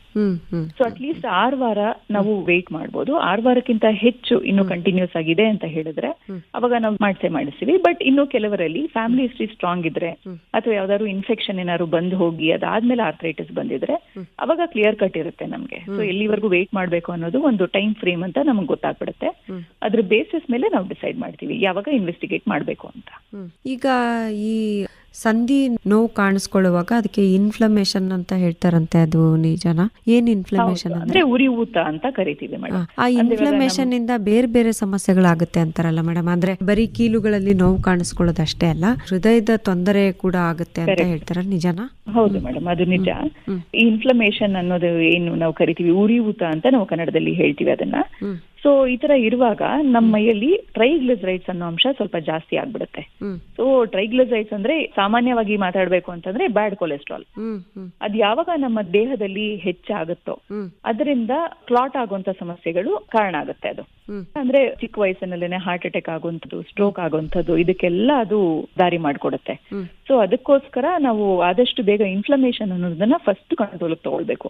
ಎಲ್ಲರೂ ಕೇಳ್ತಾರೆ ಆರ್ಥರೈಟಿಸ್ ಮಾತ್ರೆ ಕೊಡದೆ ಯಾಕೆ ಪೇನ್ ಕಿಲ್ಲರ್ಸ್ ಕೊಡ್ತಾ ಇದ್ದಾರೆ ಅಂತ ಹೇಳಿ. ಸೊ ಇನ್ಫ್ಲಮೇಷನ್ ನ ಕಂಟ್ರೋಲ್ ಮಾಡಕ್ಕೆ ಫಸ್ಟ್ ಬೇಕಾಗಿರೋದೇ ಆಂಟಿ ಇನ್ಫ್ಲಮೇಟರಿ ಮೆಡಿಕೇಶನ್ಸ್. ಯಾಕಂದ್ರೆ ನಮ್ಗೆ ಆರ್ಥರೈಟಿಸ್ಗೆ ಕೊಡುವಂತ ಔಷಧಿ ನಾವ್ ಇವತ್ತು ಶುರು ಮಾಡಿದ್ರೆ ಅದ್ರದ್ದು ಕೆಲಸ ಶುರು ಆಗ್ಲಿಕ್ಕೆ ಕಡಿಮೆ ಅಂದ್ರೂ 2-2.5 ತಿಂಗಳು ತಗೊಳುತ್ತೆ ಮೇಡಮ್. ಅಲ್ಲಿವರೆಗೂ ಇನ್ಫ್ಲಮೇಷನ್ ಹೆಚ್ಚಾಗಿದ್ರೆ ಅದನ್ನ ಫಸ್ಟ್ ಕಂಟ್ರೋಲ್ ತಗೊಳ್ಳೋದು ನಮ್ ಜವಾಬ್ದಾರಿ ಆಗುತ್ತೆ. ಆದ್ರಿಂದ ಲೋಡೋಸ್ಟಿರಾಯ್ಡ್ ಮತ್ತೆ ಪೇನ್ ಕಿಲ್ಲರ್ಸ್ ಅಥವಾ ಆಂಟಿ ಇನ್ಫ್ಲಮೇಟರಿ ಮೆಡಿಕೇಶನ್ಸ್ ನಾವು ಕೊಡ್ತೀವಿ. ಸೊ ಇದಿಷ್ಟು ಸೈಮಲ್ಟೇನಿಯಸ್ ಆಗಿ ಸ್ಟಾರ್ಟ್ ಮಾಡ್ಕೊಂಡು ಈ ಆರ್ಥರೈಟಿಸ್ ಮೆಡಿಸಿನ್ಸ್ ಯಾವಾಗ ಕೆಲಸ ಸ್ಟಾರ್ಟ್ ಆಗುತ್ತೋ ಅವಾಗ ಇದೆಲ್ಲ ಅಗತ್ಯನೇ ಇರೋದಿಲ್ಲ, ನಾವೇ ಅದನ್ನ ಕಡಿಮೆ ಮಾಡ್ತೀವಿ. ಅಥವಾ ನೋವೇನಾದ್ರು ತುಂಬಾ ಹೆಚ್ಚಿದ್ರೆ SOS ಬೇಸಿಸ್ ಅಲ್ಲಿ ತಗೊಳ್ಳಿ ಅಂತ ಹೇಳಿ ನಾವು ಪ್ರಿಸ್ಕ್ರೈಬ್ ಮಾಡ್ತೀವಿ. ಸೊ ಈ ತರ ಎಲ್ಲ ಕಾಂಪ್ಲಿಕೇಶನ್ಸ್ ಅವಾಯ್ಡ್ ಮಾಡಕ್ಕೋಸ್ಕರ ನಾವು ಇನ್ಫ್ಲಮೇಷನ್ ಆದಷ್ಟು ಬೇಗ ಅಂದ್ರೆ ಈ ಬ್ಯಾಡ್ ಕೊಲೆಸ್ಟ್ರಾಲ್ ಅಂತ ಏನಿದೆ ಅದನ್ನ ನಾವು ಫಸ್ಟ್ ಕಂಟ್ರೋಲ್ ತಗೊಂಡ್ಬಿಡ್ಬೇಕು ಮೇಡಮ್. ಅಂದ್ರೆ ಕೊಲೆಸ್ಟ್ರಾಲ್ ನಾವೆಲ್ಲರಿಗೂ ಚೆಕ್ ಮಾಡೋದಿಲ್ಲ, ಇನ್ಫ್ಲಮೇಷನ್ ಇದೆಯಾ ಅಂತ ನೋಡ್ಲಿಕ್ಕೆ ಬರೀ ಟ್ರೈಗ್ಲಿಸರೈಡ್ಸ್ ಅಥವಾ ESR CRP ಇದಿಷ್ಟೇ ಅಲ್ಲ, ಎಷ್ಟೋ ಬಾರಿ ಅವ್ರದ್ದು ಕಾಮನ್ ಬ್ಲಡ್ ಇನ್ವೆಸ್ಟಿಗೇಷನ್ಸ್ ಅಂದ್ರೆ ಹಿಮೋಗ್ಲೋಬಿನ್ ಕಡಿಮೆ ಆಗುವಂಥದ್ದು, ಪ್ಲೇಟ್ಲೆಟ್ ಕೌಂಟ್ ಅಂತ ನಾವು ಕರಿತೀವಲ್ಲ ಅದು ಜಾಸ್ತಿ ಆಗುವಂಥದ್ದು, ಲಿವರ್ ಫಂಕ್ಷನ್ ಟೆಸ್ಟ್ ಮಾಡಿದಾಗ ಆಲ್ಬ್ಯೂಮಿನ್ ಅನ್ನೋದು ಕಡಿಮೆ ಆಗುವಂಥದ್ದು, ಇದೆಲ್ಲ ಇನ್ಫ್ಲಮೇಟರಿ ಮಾರ್ಕರ್ಸ್. ಅಂದ್ರೆ ಇಂಡೈರೆಕ್ಟ್ ಆಗಿ ನಮ್ಗೆ ಗೊತ್ತಾಗುತ್ತೆ ಇನ್ಫ್ಲಮೇಷನ್ ಎಷ್ಟಿದೆ ಈ ವ್ಯಕ್ತಿನಲ್ಲಿ ಅಂತ. ಅದು ಬಹಳ ಸಿಂಪಲ್ ಬ್ಲಡ್ ಟೆಸ್ಟ್ ಅಥವಾ ಹೇಗೆ? ಅದು ಹೌದೌದು, ಅದು ತುಂಬಾ simple test madam. Basic test ಗಳಲ್ಲಿ ಅದು ಒಂದು. ಅದಕ್ಕೇನು ಹೋಗಿ ಅಡ್ಮಿಟ್ ಎಲ್ಲ ಆಗ್ಬೇಕಾಗಿಲ್ಲ? ಇಲ್ಲ ಖಂಡಿತ ಇಲ್ಲ. ನಾವು ಆರ್ಥರೈಟಿಸ್ ಪೇಷಂಟ್ಸ್ ನ ತುಂಬಾ ಸಿವಿಯರ್ ಅವ್ರಿಗೆ ಎದ್ದೇಳಕ್ಕೆ ಆಗ್ತಿಲ್ಲ ಅಂದಾಗ ಮಾತ್ರ ಅಡ್ಮಿಷನ್ ಮಾಡ್ತೀವಿ. ಇಲ್ಲ ಅಂತಂದ್ರೆ 99% ಅಡ್ಮಿಷನ್ ಬೇಕಾಗೋದಿಲ್ಲ. ಈಗ ಜೀವನ ಪೂರ್ತಿ ಮಾತ್ರೆಗಳನ್ನ ತೆಗೆದುಕೊಳ್ಳೋದ್ರಿಂದ ಕೆಲವು ಸೈಡ್ ಎಫೆಕ್ಟ್ಸ್ ಆಗುತ್ತೆ ಅಂತ ಅನ್ಸುತ್ತೆ ಅಲ್ವಾ? ಹೌದು, ಅಂದ್ರೆ ಎಲ್ಲರಿಗೂ ಆಗೋದಿಲ್ಲ. ಅದಕ್ಕೋಸ್ಕರ ಈ ಭಯ ನಮಗೂ ಇರುತ್ತಲ್ವಾ. ಸೊ ಔಷಧಿ ಶುರು ಮಾಡಿದ ನಂತರ 4 ವಾರ ಆದ್ಮೇಲೆ ನಾವು ರಕ್ತ ಕಣಗಳನ್ನ ಚೆಕ್ ಮಾಡ್ಬೇಕಾಗತ್ತೆ, ಕಡಿಮೆ ಆಗ್ತಿದ್ಯಾ ಅಥವಾ ನಾರ್ಮಲ್ ಇದೆಯಾ, ಹಾಗೆ ಇನ್ಫ್ಲಮೇಷನ್ ಕಡಿಮೆ ಆಗಿದ್ಯಾ ಇಲ್ವಾ, ಹಾಗೆ ಕಿಡ್ನಿ ಸಮಸ್ಯೆ ಏನಾದ್ರು ಬಂದಿದ್ಯಾ ಅಥವಾ ಲಿವರ್ ಸಂಬಂಧಪಟ್ಟಿದ್ದು ಏನಾದ್ರೂ ಸಮಸ್ಯೆ ಆಗಿದ್ಯಾ, ಇದಿಷ್ಟನ್ನ ನಾವು ಪ್ರತಿಯೊಂದು ಪೇಷಂಟ್ ಅಲ್ಲೂ ಚೆಕ್ ಮಾಡ್ಬೇಕಾಗತ್ತೆ. ಸೊ ನಮ್ಗೆ ಯಾವಾಗ ಗ್ಯಾರಂಟಿ ಆಗುತ್ತೋ ಇಲ್ಲ ಇವ್ರಿಗೇನು ಸಮಸ್ಯೆ ಆಗಿಲ್ಲ ಅಂತ ಅಂದಾಗ 3 ತಿಂಗಳಿಗೊಮ್ಮೆ ಮಿನಿಮಮ್ ನಾವು ಚೆಕ್ ಮಾಡಿಸ್ಲೇಬೇಕಾಗತ್ತೆ. ಹಾಗೆ ಡೋಸೇಜ್ ಏನಾದ್ರು ಜಾಸ್ತಿ ಮಾಡಿದಾಗ ಅಥವಾ ಹೊಸ ಔಷಧಿ ಏನಾದ್ರು ಸ್ಟಾರ್ಟ್ ಮಾಡಿದಾಗ ಪುನಃ 1 ತಿಂಗಳಲ್ಲೇನೆ ಚೆಕ್ ಮಾಡ್ಬೇಕಾಗತ್ತೆ. ಕೆಲವ್ರು ಕೇಳ್ತಾರೆ ಏನು ಅದೇ ಮಾತ್ರೆ ಬರೀತಾ ಇದಾರೆ ಮತ್ ಬ್ಲಡ್ ಟೆಸ್ಟ್ ಯಾಕೆ ಮಾಡಿಸೋದು? ಸೊ ಇದೆಲ್ಲ ತಪ್ಪು. ಅದು ಅವ್ರ ಒಳ್ಳೇದಕ್ಕೋಸ್ಕರ ನಾವು ಹೇಳೋದು. ರೋಗಿಗೆ ಏನು ಅಗತ್ಯ ಇದೆಯೋ ಅದನ್ನ ವೈದ್ಯರು ನಿರ್ಧಾರ ಮಾಡ್ತಾರೆ. ಹೌದು, ಅದನ್ನ ಎಲ್ಲರೂ ಅರ್ಥ ಮಾಡ್ಕೊಳ್ಳೋದಿಲ್ಲ. ಪ್ರತಿ ಸಲ ಬ್ಲಡ್ ಟೆಸ್ಟ್ ಬೇಕು ಅಂತ ಕೇಳ್ತಾರೆ. ಅದು ನಮ್ಗೋಸ್ಕರ ಅಲ್ಲ, ಅವರಿಗೋಸ್ಕರ ಕೇಳ್ತಾ ಇರೋದು. ಅವ್ರ ಸೇಫ್ಟಿ ತುಂಬಾ ಇಂಪಾರ್ಟೆಂಟ್ ಆಗತ್ತಲ್ವಾ ಮೇಡಮ್. ಸೊ 3 ತಿಂಗಳಿಗೊಮ್ಮೆ ಬ್ಲಡ್ ಟೆಸ್ಟ್ ಮಾಡಿಸೋದು ಅಗತ್ಯ, ಮಾಡಿಸ್ಲೇಬೇಕಾಗತ್ತೆ. ಅಂಡ್ ಎಲ್ಲಾ ಪೇಷಂಟ್ಸ್ಗೂ ಸೈಡ್ ಎಫೆಕ್ಟ್ಸ್ ಬರಲ್ಲ ಮೇಡಮ್. ಬಟ್ ಯಾರಿಗ್ ಬರುತ್ತೆ ನಮ್ಗೆ ಮುಂಚಿತವಾಗೇನೆ ಗೊತ್ತಾಗೋದೇ ಇಲ್ಲ. ಅದಕ್ಕೋಸ್ಕರ ನಮ್ಗೆ ಹೆಲ್ಪ್ ಮಾಡೋದು ಈ ಇನ್ವೆಸ್ಟಿಗೇಷನ್ಸ್. ಯಾಕಂದ್ರೆ ಏನು ಒಳಗೆ ಏನಾಗಿದೆ ಅಂತ ನೋಡ್ಕೊಳ್ಳಾರ್ದೆ ನೀವು ಕೂಡ ಮಾತ್ರೆಗಳನ್ನ ಕೊಡ್ಲಿಕ್ಕೆ ಕಷ್ಟ ಆಗುತ್ತೆ ಅಲ್ವಾ? ಕಷ್ಟ ಆಗುತ್ತೆ, ಹೌದು. ಆ ಕಾರಣಕ್ಕೆ ವೈದ್ಯರು ಹೇಳಿರುವ ಪರೀಕ್ಷೆಗಳನ್ನ ಮಾಡಿಸ್ಕೋಬೇಕು. ಹೌದು, ನಿಯಮಿತವಾಗಿ ಮಾತ್ರೆಗಳನ್ನ ತೆಗೆದುಕೊಳ್ಬೇಕು ಮತ್ತೆ ಫಾಲೋ ಅಪ್ ಮಾಡ್ಬೇಕು. ಕಡಿಮೆ ಆದ ತಕ್ಷಣ ನಿಲ್ಲಿಸ್ಬಿಡ್ತಾರಲ್ವಾ, ಹಾಗೆ ನಿಲ್ಸೋದ್ರಿಂದ ತೊಂದರೆ ಆಗುತ್ತೆ. ತೊಂದರೆ ಆಗುತ್ತೆ. ಹೌದು. ಅಂದ್ರೆ ಒಂದ್ ಚೀಟಿ ಇಟ್ಕೊಂಡ್ಬಿಟ್ಟು ಮತ್ತೆ ಯಾವಾಗ ಬರುತ್ತೋ ಅದೇ ಮಾತ್ರೆಗಳನ್ನ ತಗೊಳ್ಳೋದು. ಅದೇ ಆಗಿರೋದು ಮೇಡಮ್, ತುಂಬಾ ಪೇಷಂಟ್ಸ್ ಹಾಗೆ ಮಾಡೋದು. ಮತ್ತೆ ಯಾವಾಗ ಕಾಂಪ್ಲಿಕೇಶನ್ಸ್ ಆಗುತ್ತೋ ಅವಾಗ ಬರ್ತಾರೆ. ಆಗ ನಾವು ಹೆಲ್ಪ್ಲೆಸ್ ಸಿಚುವೇಶನ್ ಅಲ್ಲಿ ಇದ್ಬಿಡ್ತೀವಿ. ಕಿಡ್ನಿ ಒಂದ್ಸಲ ಸಮಸ್ಯೆ ಶುರು ಆಯ್ತು ಅಂತ ಹೇಳಿದ್ರೆ ನಾವು ರೆಗ್ಯುಲರ್ ಆಗಿ ಕೊಡುವಂತ ಮಾತ್ರೆಗಳನ್ನ ಕೊಡ್ಲಿಕ್ಕೆ ಆಗೋದೇ ಇಲ್ಲ. ಕಿಡ್ನಿ ಸಮಸ್ಯೆ ಇರುವಂತ ಪೇಷಂಟ್ಸ್ ಗೆ ಕೊಡಕ್ ಆಪ್ಷನ್ಸ್ ಇರೋದೇ 1 ಅಥವಾ 2 ಮೇಡಮ್. ಅದು ತುಂಬಾ ಎಫೆಕ್ಟಿವ್ ಅಲ್ಲ. ಅದ್ ಬಿಟ್ಟು ನಾವ್ ಇನ್ನೇನು ಎಸ್ಕಲೇಟ್ ಮಾಡಕ್ಕೂ ಆಗಲ್ಲ. ಸ್ಟಿರಾಯ್ಡ್ ಕೊಡ್ಬೇಕಾಗತ್ತೆ. ಅದರಿಂದ ಆದ ಕಾಂಪ್ಲಿಕೇಶನ್ಸ್ ಒಂದರಿಂದ ಒಂದು ಹೀಗೆ ಜಾಸ್ತಿ ಆಗ್ತಾ ಹೋಗುತ್ತೆ. ಸೊ ಅದಕ್ಕೆ ಕರೆಕ್ಟ್ ಆಗಿ ನಾವು ಹೇಳಿದ ಮಾತ್ರೆಗಳನ್ನ ಕರೆಕ್ಟ್ ಆಗಿ ತಗೊಂಡು ಫಾಲೋ ಅಪ್ ಕರೆಕ್ಟ್ ಆಗಿ ಬಂದ್ರೆ ಇದನ್ನೆಲ್ಲ ಅವಾಯ್ಡ್ ಮಾಡ್ಬೋದು. ಮತ್ತೆ ಇನ್ನೊಂದು ನಿಮ್ಗೆ ಕೇಳ್ಬೇಕಿತ್ತು ಮೇಡಮ್, ಸಾಕಷ್ಟು ಜನ ಮಹಿಳೆಯರು ನಮಗೆ ಗೊತ್ತಿರೋ ಹಾಗೇನೆ ವರ್ಷಕ್ಕೊಂದ್ಸರ್ತಿ ಇಂಜೆಕ್ಷನ್ ತಗೋಬಿಡ್ತಾರೆ. ಆ ತರದ್ ಇದೆಯಾ? ಇಲ್ಲ ಮೇಡಮ್, ವರ್ಷಕ್ಕೊಂದ್ಸರ್ತಿ ಹೋಗಿ ಇಂಜೆಕ್ಷನ್ ತಗೋಬಿಟ್ರೆ ಅಥವಾ 10 ವರ್ಷಕ್ಕೊಂದ್ಸರ್ತಿ 3 ವರ್ಷಕ್ಕೊಂದ್ಸರ್ತಿ ಈ ತರದ್ ಏನೇನೋ ಹೇಳೋದನ್ನ ಕೇಳಿದೀನಿ ನಾನು. ಆ ತರದ್ ತಗೋಬಿಟ್ರೆ ಯಾವ ನೋವು ಬರೋದಿಲ್ಲ ಅಂತ ಹೇಳ್ತಾರಪ್ಪ. ಆ ತರದ್ದು ಯಾವ್ದು ನನಗ್ ಗೊತ್ತಿರೋ ಪ್ರಕಾರ ಅಂತಿಲ್ಲ ಮೇಡಮ್ ಸೋ ಫಾರ್. ಸೊ ಕೆಲವೊಮ್ಮೆ ಏನಾಗುತ್ತೆ ಅಂತ ಹೇಳಿದ್ರೆ ಸ್ಟಿರಾಯ್ಡ್ ಇಂಜೆಕ್ಷನ್ ತಗೊಂಡ್ಬಿಡ್ತಾರೆ. ಸೊ ಸ್ಟಿರಾಯ್ಡ್ ಇಂಜೆಕ್ಷನ್ಸ್ ಕೆಲವು ದಿನಗಳ ಕಾಲ ಕೆಲಸ ಮಾಡುತ್ತೆ. ಅದಾದ್ಮೇಲೆ ಮತ್ತದೇ ಸ್ಕ್ವೇರ್ 1 ಹಾಗೆ ಆಗುತ್ತೆ. ಸೊ ಅದು 3 ತಿಂಗಳವರೆಗೂ, ಇನ್ನೊಂದ್ 3 ತಿಂಗಳು ಒಂದ್ ಸ್ವಲ್ಪ ತಡ್ಕೊಳ್ತಾರೆ. ಮತ್ತೆ 6 ತಿಂಗಳಿಗೊಮ್ಮೆ ನೆಕ್ಸ್ಟ್ ಇಂಜೆಕ್ಷನ್, ಈ ತರ ಇರಬಹುದು. ಬಟ್ ಆ ರೀತಿ ನನ್ಗೆ ಗೊತ್ತಿರೋ ಪ್ರಕಾರ ಅಂತೂ ಸೋಫಾರ್ ಯಾವುದೂ ಇಲ್ಲ. ಈಗ ಪೇನ್ ಕ್ಲಿನಿಕ್ ಅಂತಾನೆ ಆದಿಚುಂಚನಗಿರಿ ಆಸ್ಪತ್ರೆನಲ್ಲಿ ಇದೆ. ಈ ಪೇನ್ ಕ್ಲಿನಿಕ್ ಸಹಾಯ ಇದಕ್ಕೆ ಬೇಕಾಗುತ್ತಾ? ಹೌದು ಮೇಡಮ್, ತುಂಬಾ ಹೆಲ್ಪ್ ಆಗುತ್ತೆ ಪೇನ್ ಕ್ಲಿನಿಕ್. ಎಷ್ಟೋ ಬಾರಿ ಏನಾಗುತ್ತೆ ಅಂತ ಹೇಳಿದ್ರೆ, ಅಂದ್ರೆ ಆರ್ಥ್ರೈಟಿಸ್ ಬರ್ತೆ ಜಾಯಿಂಟ್ ಗೆ ಸಂಬಂಧಪಟ್ಟಾಗೆ ಅಂತ ಅಲ್ಲ, ಇವಾಗ ಆರ್ಥ್ರೈಟಿಸ್ ಇರುವಂತ ಪೇಷಂಟ್ಸ್ ಗೆ ಎಷ್ಟೋ ಬಾರಿ ನರಗಳ ಇನ್ವಾಲ್ವ್ಮೆಂಟ್ ಆಗ್ಬಿಡುತ್ತೆ. ಕಾರ್ಪಲ್ ಸಿಂಡ್ರೋಮ್ ಅಂತ ನಾವು ಕರಿತೀವಿ, ಅಥವಾ ಫುಡ್ ಡ್ರಾಪ್, ರಿಸ್ ಡ್ರಾಪ್, ಆತರ ಎಲ್ಲ ಆಗ್ಬಿಡುತ್ತೆ. ಸೊ ಈ ತರ ಸಿಚುವೇಶನ್ಸ್ ಇದ್ದಾಗ ಪೇನ್ ಕ್ಲಿನಿಕ್ ಅವ್ರ ಸಹಾಯ ತುಂಬಾ ನಮ್ಗೆ ಅಗತ್ಯ ಆಗುತ್ತೆ. ಪ್ರತಿಯೊಂದೂ ಬರೀ ಟ್ಯಾಬ್ಲೆಟ್ ಅಲ್ಲೇನೆ ನಾವು ಕಂಟ್ರೋಲ್ ಮಾಡ್ಲಿಕ್ಕೆ ಬರಲ್ಲ. ಸೊ ಲೋಕಲ್ ಅಪ್ಲಿಕೇಶನ್ ಇದೆಲ್ಲ ಅವ್ರಿಗೆ ಹೆಲ್ಪ್ ಆಗುತ್ತೆ madam. So pain clinic definitely helps. ಎಲ್ಲರಲ್ಲೂ ಅಲ್ಲದೆ ಹೋದ್ರೂ ಈ ತರ ನ್ಯೂರಲಾಜಿಕಲ್ ಇನ್ವಾಲ್ವ್ಮೆಂಟ್ ಆಗಿರುವಂತ ಪೇಷಂಟ್ಸ್ ಅಲ್ಲಿ ತುಂಬಾ ಹೆಲ್ಪ್ ಆಗುತ್ತೆ. ಈಗ ಜೀವನ ಶೈಲಿಯ ಬದಲಾವಣೆಯಿಂದ ಈ ಕಾಯಿಲೆಯನ್ನು ಸ್ವಲ್ಪ ಹತೋಟಿಯಲ್ಲಿ ಇಟ್ಕೋಬಹುದಾ? ಖಂಡಿತ. ಸೊ ಜೀವನ ಶೈಲಿಯಲ್ಲಿ ಮೇನ್ ಆಗಿ ಏನು ಅಂತಂದ್ರೆ ಬ್ಯಾಲೆನ್ಸ್ ಡಯಟ್. ಕೆಲವರು ಹೇಳ್ತಾರೆ ಕಾಳುಗಳು ತಿನ್ಬಾರ್ದು, ಆಲೂಗೆಡ್ಡೆ ತಿನ್ಬಾರ್ದು, ಬದನೆಕಾಯಿ ತಿನ್ಬಾರ್ದು, ಹಾಗೆಲ್ಲ ನಮ್ಮ ಮೆಡಲಿ ಏನು ವಾತಕಾರಕ ಆಹಾರಗಳು. ಅದು ಬಹುಶಃ ಅಲ್ಲಲ್ಲ, ನಾನು ಯಾಕೆ ಹೇಳ್ತಿದ್ದೀನಿ ಅಂದ್ರೆ ಈ ಸಾಮಾಜಿಕ ಜಾಲತಾಣಗಳಲ್ಲಿ ಎಲ್ಲಾ ಕಾಯಿಲೆಗಳಿಗೂ ಮನೆ ಔಷಧಿಗಳನ್ನ ಹೇಳ್ಬಿಡ್ತಾರೆ. ಅದಕ್ಕೆ ಕೇಳ್ತಾ ಇದ್ದೀನಿ, ಅದೆಲ್ಲ ನಿಜಾನಾ ಅಂತ. ಇಲ್ಲ, ನಮ್ಮ ಮೆಡಿಸಿನ್ ಪ್ರಕಾರ ಅಂತೂ ಆತರ ಯಾವ್ದು ರೆಸ್ಟ್ರಿಕ್ಷನ್ ಇಲ್ಲ. ಬಟ್ ಗೌಟ್ ಅಂತ ಕೆಲವೊಂದು ಕಂಡೀಷನ್ಸ್ ಇದೆ ಮೇಡಮ್. ಯೂರಿಕ್ ಆಸಿಡ್ ಜಾಸ್ತಿ ಆಗಿ ಆಗುವಂತ ಆರ್ಥ್ರೈಟಿಸ್, ಗೌಟಿ ಆರ್ಥ್ರೈಟಿಸ್ ಅಂತ ಕರಿತೀವಿ. ಅವರಲ್ಲಿ ನಾವು ಮೊಳಕೆ ಕಟ್ಟಿದ ಕಾಳುಗಳು ಅಥವಾ ಟೊಮೆಟೊ ಬೀಜ ತೆಗೆದ್ಬಿಟ್ಟು ಉಪಯೋಗಿಸಿ ಅಂತ ಹೇಳ್ತೀವಿ. ಕೆಲವರಲ್ಲಿ ಸೊಪ್ಪು ತಿನ್ಬಾರ್ದು, ಅಂದ್ರೆ ಪಾಲಕ್ ಹೆಚ್ಚಾಗಿ ತಿನ್ಬಾರ್ದು, ಮಾಂಸಾಹಾರ ತಿನ್ಬಾರ್ದು, ರೆಡ್ ಮೀಟ್ ಮತ್ತೆ ಸೀ ಫುಡ್ ಯಾವ್ದು ತಿನ್ಬಾರ್ದು ಅಂತ ರೆಸ್ಟ್ರಿಕ್ಟ್ ಮಾಡ್ತೀವಿ. ಅದ್ ಬಿಟ್ಟು ರುಮಟಾಯ್ಡ್ ಆರ್ಥ್ರೈಟಿಸ್ ಇರುವಂತ ಪೇಷಂಟ್ಸ್ ಗೆ ರೆಸ್ಟ್ರಿಕ್ಷನ್ ಅಂತಂದ್ರೆ ಎಣ್ಣೆಲಿ ಕರೆದಿರುವಂತ ಪದಾರ್ಥನ ಮಾತ್ರ ನಾವು ರೆಸ್ಟ್ರಿಕ್ಟ್ ಮಾಡಕ್ ಹೇಳ್ತೀವಿ. ಯಾಕೆ ಅಂತ ಹೇಳಿದ್ರೆ ಆಲ್ರೆಡಿ ಇನ್ಫ್ಲಮೇಷನ್ ಇರೋದ್ರಿಂದ ಬ್ಯಾಡ್ ಕೊಲೆಸ್ಟ್ರಾಲ್ ಅಂಶ ಜಾಸ್ತಿ ಇರುತ್ತೆ. ಇವರು ಸೇವಿಸೋ ಆಹಾರದಿಂದ ಅದಿನ್ನೂ ಹೆಚ್ಚಾಗಬಾರ್ದು ಅಂತ ಒಂದು ಐಡಿಯಾ ಅಷ್ಟೇ. ಅದು ಬಿಟ್ರೆ ಬೇರೆ ಇನ್ನೇನು ರೆಸ್ಟ್ರಿಕ್ಷನ್ ಇಲ್ಲ ಮೇಡಮ್. ಅದು ಬಿಟ್ರೆ ಅಟ್ಲೀಸ್ಟ್ ಮಿನಿಮಮ್ 30 ಮಿನಿಟ್ಸ್ ಅಥವಾ 45 ಮಿನಿಟ್ಸ್ ವಾಕ್ ಮಾಡಬೇಕು. ಸ್ವಿಮ್ಮಿಂಗ್ ಮಾಡೋರು ಸ್ವಿಮ್ಮಿಂಗ್ ಮಾಡಿದ್ರೆ that is the best exercise. ಅದ್ ಬಿಟ್ಟು ಅವ್ರು ಯಾವ ಫಾರ್ಮ್ ಆಫ್ ಎಕ್ಸರ್ಸೈಸ್ ಮಾಡೋರು, ಜುಂಬಾ ಹೋಗ್ತಾರೆ, ಕೆಲವರು ಯೋಗ ಮಾಡ್ತಾರೆ, ಅವ್ರು ಯಾವ ಫಾರ್ಮ್ ಆಫ್ ಎಕ್ಸರ್ಸೈಸ್ ಅಳವಡಿಸ್ಕೊಂಡ್ರು it is very good. So ಇಂಥದ್ದೇ ಮಾಡ್ಬೇಕು, ಇಂಥದ್ ಮಾಡಬಾರ್ದು ಆತರ ಎಲ್ಲ ಏನೂ ಇಲ್ಲ. ಬಟ್ ಹೆಚ್ಚಾಗಿ ಮಂಡಿ ಮೂಳೆ ಸವದಿರುವಂತ ಪೇಷಂಟ್ಸ್ ಈ ವಜ್ರಾಸನದಲ್ಲಿ ಕೂತ್ಕೊಂಡು ಮಾಡುವಂತದ್ದು ಇವನ್ನ ಸ್ವಲ್ಪ ಅವಾಯ್ಡ್ ಮಾಡ್ಬೇಕು. ಸ್ಕ್ವಾಟ್ ಮಾಡಬಾರ್ದು, ಕುಕ್ಕರ್ಗಾಲಲ್ಲಿ ಕೂರ್ಬಾರ್ದು, ಈ ತರ ಸ್ಪೆಸಿಫಿಕ್ ಆಗಿ ಮಂಡಿ ಮೂಳೆ ಸವಿತಾ ಇರುವಂತ ಪೇಷಂಟ್ಸ್ಗೆ. ಅದ್ ಬಿಟ್ರೆ ಆರ್ಥ್ರೈಟಿಸ್ ಪೇಷಂಟ್ಸ್ಗೆ ಅಂತಾನೆ ಇಂಥದ್ದೇ ಮಾಡ್ಬೇಕು ಅಂತ ಏನೂ ಇಲ್ಲ. ಯಾವ್ದಾದ್ರೂ ಪರವಾಗಿಲ್ಲ, ಅವರು ಎಕ್ಸರ್ಸೈಸ್ ಅಲ್ಲಿ ಇನ್ವಾಲ್ವ್ ಆಗ್ಬೇಕು, ಬ್ಯಾಲೆನ್ಸ್ ಡಯಟ್ ತಗೋಬೇಕು, ಸ್ಟ್ರೆಸ್ ಕಡಿಮೆ ಮಾಡ್ಕೊಳ್ಬೇಕು, ಸ್ಮೋಕ್ ಮಾಡಬಾರ್ದು, ಮತ್ತೆ ಆದಷ್ಟು ಇರಬಾರ್ದು. ಕರೆಕ್ಟ್. ಸೊ ಅವ್ರಿಗೂ ಹೆಲ್ಪ್ ಆಗುತ್ತೆ, ಅವರು ನಿಲ್ಸೋ ಹಾಗೆ ಪ್ರೇರೇಪಿಸ್ಬೇಕು.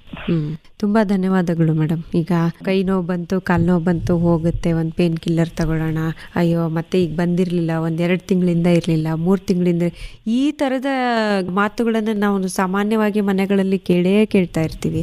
ಆದ್ರೆ ವೈದ್ಯರನ್ನ ಕಾಣ್ಬೇಕು. ತಜ್ಞ ವೈದ್ಯರನ್ನ ಕಾಣೋದ್ರಿಂದ ಮುಂದೆ ಆಗಬಹುದಾದಂತಹ ತುಂಬಾ ದೊಡ್ಡ ತೊಂದರೆಗಳನ್ನ ತಪ್ಪಿಸ್ಕೊಳ್ಬಹುದು ಅಂತ ಹೇಳ್ತಾ ಒಳ್ಳೆ ಮಾಹಿತಿಯನ್ನ ಮಾಡ್ಕೊಟ್ಟಿದ್ದೀರಿ ನೀವು. ಧನ್ಯವಾದಗಳು ನಿಮ್ಗೆ. Thank you. ನಮಸ್ತೆ. ನಮಸ್ತೆ ಮೇಡಮ್.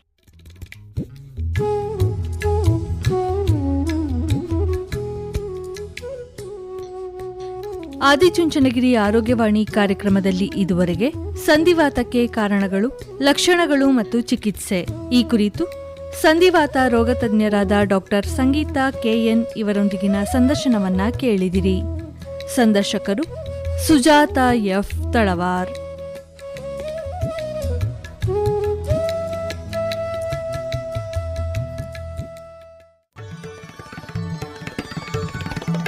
ಇದುವರೆಗೆ ಆರೋಗ್ಯದ ಉಪಯುಕ್ತ ಸಂಗತಿಗಳನ್ನು ತಿಳಿಸುವ ಕಾರ್ಯಕ್ರಮ ಆದಿಚುಂಚನಗಿರಿ ಆರೋಗ್ಯವಾಣಿ ಕೇಳಿದಿರಿ. ಕಾರ್ಯಕ್ರಮದ ನಿರ್ಮಾಣ ಸುಜಾತ ಎಫ್ ತಳವಾರ್. ಇದು ಹಾಸನ ಆಕಾಶವಾಣಿಯಿಂದ ಮೂಡಿಬಂತು.